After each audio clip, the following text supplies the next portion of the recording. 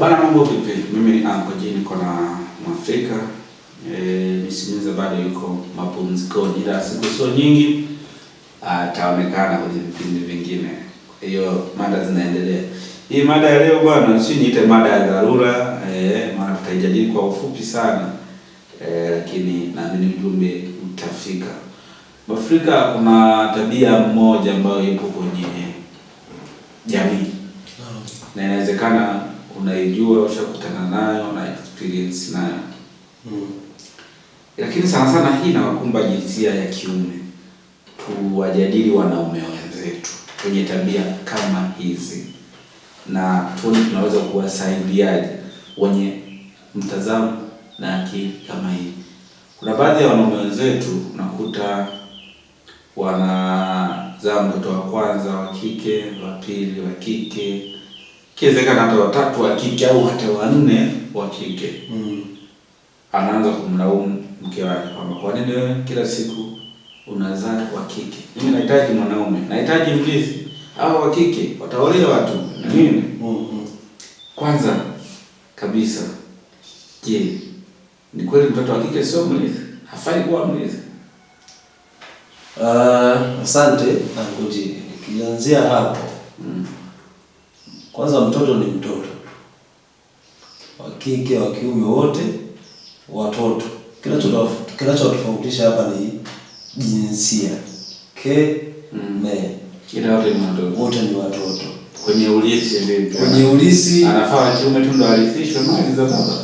Hapana. Ila kuna namna fulani jamii za Kiafrika na baadhi ya makabila yana tamaduni zao zile za kizamani bado wameendeleza. Kwa hiyo hizo ni tamaduni za kizamani ambazo pia hazina maana kwa sababu unaposema mtoto wa kiume ndo mlisi, haya umezaa watoto 6, kwenye hao 6 watano wa kike, wa kiume mmoja. Huyo wa kiume mmoja ndio lijizi, livuta bangi, kila kitu. Utamlisisha nini? Huyo atalisi kitu gani? Sasa kwa nini tuseme watoto wa kiume ndo walisi? Mimi nadhani kuna ile namna ambavyo tumekuwa tukifikiria. Mimi nadhani hiyo mindset ni kama ya kuipotezea. Yaani au ni kwa vile labda pengine zamani watoto wa kike walikuwa hawapewi haki ya elimu. Kipaumbele, alikuwa hawapewi sana kipaumbele kwa sababu ukiangalia mtoto wa kiume ilikuwa ni anaonekana ndio anaweza akawa sambamba na baba yake, akafanya shughuli ambazo anaweza kuzifanya baba, na ukiangalia baba ndio kichwa cha familia. Na shughuli za zamani zilikopo asilimia kubwa zinafanywa na wanaume, zile shughuli ngumu. Kwa hiyo kwenye mfumo dume. Ilikuwa kwenye mfumo dume. Ndio sasa hivi kidogo shughuli zimebadilika. Hivi unataka kuniambia sasa hivi mtu kutafuta pesa mitandaoni, kuingia labda mfano Facebook, TikTok, Instagram, YouTube, anatumia ni mwanaume tu aingie huko? Haina jinsia. Kuna mpaka wa kike. Maana yake mifumo, teknolojia pia imekuja kubadilisha zile kazi ngumu. Zamani kwa ni kazi ngumu, labda watokee mwanamke mmoja katika 100 ndio na uwezo, au katika 10 mmoja ndio anaweza akafanya kazi ngumu. Na huyo akifanya hivyo bwana tunaona hizi sio kazi, unafanya kazi za kiume, wewe ni mwanamke, sio shughuli zako. Unaonekana kituko. Mfano leo hii, sasa nikatisha zamani. Wakati tunakuwa kuna ile mtoto wa kike ananunuliwa vimidoli au atatengenezewa vitu, hata kama ile midoli ya kutengeneza ya midongo ya zamani, atakuwa anafundishwa midoli ya viungu, finyanzi, yani vichuri vile vya kike. Mwanaume katengeneza gari. Sasa ikitokea utakuta mwanaume nyumba, ikitokea mwanaume umecheza michezo ya kupika, huyu anaweza mchezo wa kike, fimbo. Sawa, inafundisha, lakini unamwangalia mwanao yuko kwenye mlango. Kisa sasa hivi maajabu, ukienda wachifuka wengi wanaume kwenye sherehe nyingi, misiba, wapishi wazuri wanaume, na ni wanaume marijali, wanawake, wana familia na wana watoto. Sasa Mwafrika, hii tabia baadhi ya wanaume zetu ya kuona mke kazaa mtoto wa kwanza, wa pili, wa tatu, wengine hata wawili wa kike, anaamua kwenda kutafuta wa kiume nje ya ndoa. Hii imekaaje? Mimi naona ni ushamba na ni ulimbukeni. Na anachagua kwa kwenda badala kupata wa kiume anazidi kupata wa kike. Ndio nakuja hapo. Unajua kuna vitu tunaweza tukazungumza, lakini kuna muda tunarudi kwa Mwenyezi Mungu. Yaani Mwenyezi Mungu yeye ndio anapaswa anajua kiumbe cha tumboni. Japo sasa hivi watu kushapata ujauzito wanaanza kwenda kupima ile ultrasound, sijui x-ray, sijui kuangalia kwamba kiumbe cha tumboni ni jinsia gani, kuna miezi ikifika. Lakini wewe utaenda kuangalia kujua, lakini ikiwa inatungwa ujauzito, Mwenyezi Mungu ndio anajua ni kiumbe gani. Kwa hiyo mipango na anakupa kwa sababu gani? Kwa hiyo mwisho wa siku unaona ni mipango ya Mungu. Kwa hiyo mwanaume wewe, maana yake wewe kwanza inaonekana wewe hauna dini. Hauna mpagani. Wewe hauna dini na hauna imani. Kwa sababu gani? Na dini na hauna imani. Hauna imani. Kwa sababu tumeko kwenye kundi la mpagani. Hivyo mpagani hawana imani. Mpagani. Wanaamini asili za Kiafrika. Asili za Kiafrika. Dini za asili. Wana imani zao. Ila kuna watu wana imani potofu. Ila kuna watu pia hawana imani. Sasa kuna wengine wako kwenye imani za kishirikina. Wana imani lakini imani potofu. Sawa. Kwa sababu kuna mtu hana imani tulipo yupo huku. Lakini sasa hawa watu misikitini wanaenda, wanakaa safu za mbele. Kumbe sio wapagani sasa. Makanisani wanaenda, wanakaa viti vya mbele, wamekosa imani. Wamekosa imani. Yaani wanasema kwa nini napata mtoto wa kike? Wewe mama nani kila siku tu unaniletea faida, unaleta mtoto tu ya kike sio nini? Kwani mwanamke anajipangia jinsia ya kuitoa? Yaani mazingira ya kutafuta wewe mtoto mnafanya wote.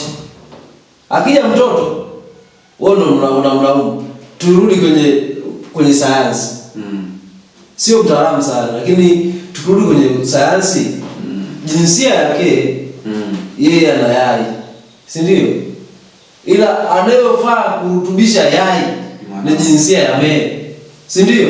Mambo X na Y. X na Y. Sasa kwenye kupata ni mtoto gani wa kike au wa kiume? Inatokana na urutubishaji. Urutubishaji kutoka kwa nani? Kwa wanaume. Kwa anataka kulaumiwa ni nani? Wanaume. Kwa nini umlaumu mwanamke? Kwa ni ushamba. Ni ushamba. Hana imani. Kwa sababu kama angekuwa na imani na dini angesema kwamba Mwenyezi Mungu ameniletea hawa, maana yake ana shani yake, ana maana yake, ana hapo ni biology sasa. Sio biology. Maana yake angesema Mwenyezi Mungu ana sababu zake, ni kumshukuru Mwenyezi Mungu kwa kila jambo. Hiyo imani. Lakini kuja kisayansi yeye ndo angalia namna ya urutubishaji. Yeye ya urutubishaji. Na utaziona sasa mpaka ujue inakuja. Kwa hiyo kuna namna tunatupia mizigo lakini pia hiyo ishi hapo sio kwa muhimu zaidi. Lakini mfano hata mtoto haijalishi mtoto gani, mtoto umemzaa pale katika kulelewa malezi, akiwa mzuri wa baba, akiwa mbaya wa mama. Kwa hiyo kuna namna fulani tunatupia sana mizigo wanawake, ambalo sio jambo sahihi kabisa. Malezi au kwenye kutafuta mtoto tunahusika wote. Swala la wa kike au wa kiume, kwa nini wa kike? Mnatakao mkae mjiulize wote. Lakini pia tunataka ushukuru Mwenyezi Mungu kwa kila kitu. Lakini unapompata wa kike, huyo mkeo au mwanamke wako aliyekuzalia mtoto ni jinsia gani? Au watu wangezaa wa kiume ungepata wapi mke? Swali gumu. Kwa hiyo tumuulize huyo ambaye ungepata wapi wewe unayosema kwamba ananizalia tu wa kike, lakini pia angoje. Ukiwa madume tu dunia. Kuna wachache nimewasikia, kuna mtu anapata tu watoto wa kiume. Kuna jirani yangu. Na Mwenyezi Mungu amlazima alepema huko alipo sasa. Huyo alishafariki jirani yangu. Mimi kabla hajafariki nadhani nilikuwa nasikia sana ugomvi, wanagombana sana. Kwa nini unanizalia watoto wa kiume tu kila siku? Unanizalia watoto wa kiume tu. Yaani yule mama alikuwa anataka mtoto wa kike. Kwa kuna wanaume pia wanapenda watoto wa kike. Sasa wa kwanza wa kiume, wa pili wa kiume, wa tatu wa kiume, wa 4 anaona wa kiume, anaona pasipati mahali. Yaani kila siku mahali za watu mimi nitakupa mtoa ni muongezee mtoto wa kike kwa ajili ya mahali. Wewe wapo unafikiri kwamba mtoto wa kike utapata mahali. Uje kuna watu tena bora huyu kidogo. Huyu yuko sawa. Hawezi kukataa mtoto wake. Japo naye atakuwa anamtumia vibaya mtoto wa kike, anataka kumfanya kama biashara. Pia ni mbaya. Lakini mwisho wa siku nirudi pale pale. Mtoto ni mtoto. Na siku hizi kuhusu swala zima la kusoma wote wanaweza kusoma. Na issue ya kuharibikiwa anaweza kuharibikiwa yoyote. Japo mtoto wa kiume akimjaza mtoto wa kike wa nje ujauzito ni ushujaa. Wanaonekana ushujaa. Wa kike akipata ujauzito amekosea. Na ndio maana kuna lugha au kuna vitu, kuna mali nimesikia wanasema kuna tofauti kati ya mimba na ujauzito. Mimba ni ipi na ujauzito ni upi? Nataka nikuulize kama sijakujibu. Mwanafunzi akishabebeshwa ule mzigo anahitaji ujauzito. Mara nyingi kapewa mimba. Kapewa hasa mimba na ujauzito kile tu. Ni kile, lakini kuna namna fulani wanasema ujauzito ni neno ambalo lina heshima. Ujauzito. Mimba ni neno ambalo ni kama neno la kumfanya mtu ajisikie vibaya. Kwa nini? Binadamu, mnyama, mbwa unaweza kusema na ujauzito? Mbwa na mimba. Si ndio? Ng'ombe kama mwanafunzi ana ujauzito. Wanasema ana mimba. Maana yake huyo ili neno amelitumia vibaya ili kumkomesha. Haona ni kitendo kibaya alichokifanya. Wakati niko sekondari nakumbuka mkitoka likizo mkirudi, wanasema wanawake tunawapeleka huku kwa pima mimba. Sio ujauzito. Ujauzito ni kwa mkeo. Wewe mke wako huwezi kusema ana mimba. Mkeo ana ujauzito. Walitumia kwamba ni kitendo kibaya ambacho amekifanya. Kwa hiyo kumwadhibu cha kwanza wanamwadhibu kijamii kwa neno gumu. Kwa hiyo mfano mtu ambaye amepatiwa hiyo kitu. Sio mwanafunzi. Ila bado hajaolewa. Nyumbani. Mimba. Sio maana amefanya kitendo kibaya ambacho taratibu zinahitaji huyu aolewe.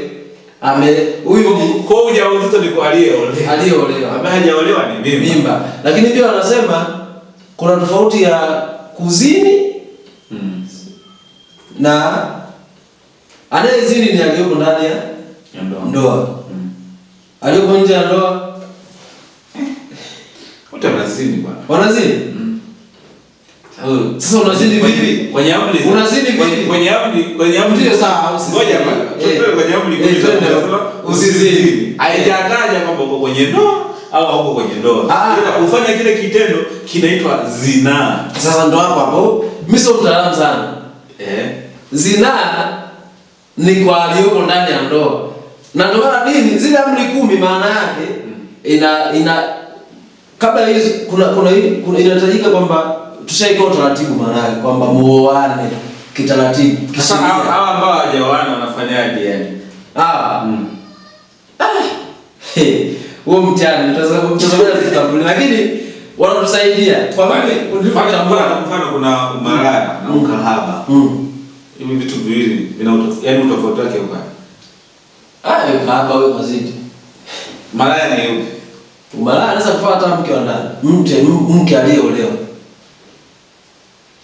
Ila kahaba huyu yuko tayari, huyu tayari, huyu hajifichi. Unasikia mke fulani ni malaya. Unajisikia hivyo? Kwa malaya maana yake nini sasa?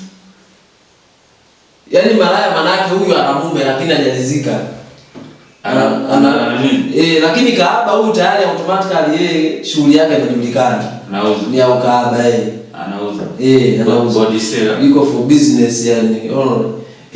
Huyu ni fusara. Hapa waibi na hawalipi kodi. Hawalipi kodi. Lakini hiyo ya nimesahau tu hilo neno, lakini mzinifu na ndio maana mimi nimesema kwenye hiyo amri 10 kwamba usizini. Maana yake walizingatia kwamba wewe ukishapata utaratibu umeoa, maana yake ukishiriki tendo na mkeo au mmeo mlioana hauzini.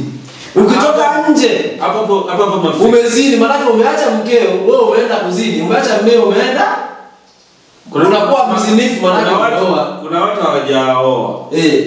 Huyu lakini kuna kitu anataka kufanya kibaya zaidi. Mimi mfano nimeoa. Nasema tendo la ndoa. Sasa kuna huyu ambaye hajaoa. Anaita tendo la nini? Huwa anafanya mapenzi. Mtazamaji, asante sana kwa kutazama Simamia TV. Kukichagua kipindi hiki pia naamini kuna kitu ambacho tumejifunza. Tumemaliza kwa kutabasamu kabisa. Endelea kutazama Simamia TV kwa vipindi vingi vinavyopatikana hapa. Tupo kwa ajili ya jamii, lakini pia tunaruhusu watu kuendelea kusupport vipindi vyetu kwa mawazo, kwa maoni, kwa fedha. Sisi chochote tunapokea ili mradi tuweze kuboresha vipindi vyetu. Karibuni sana Simamia TV, tupo kwa ajili yenu.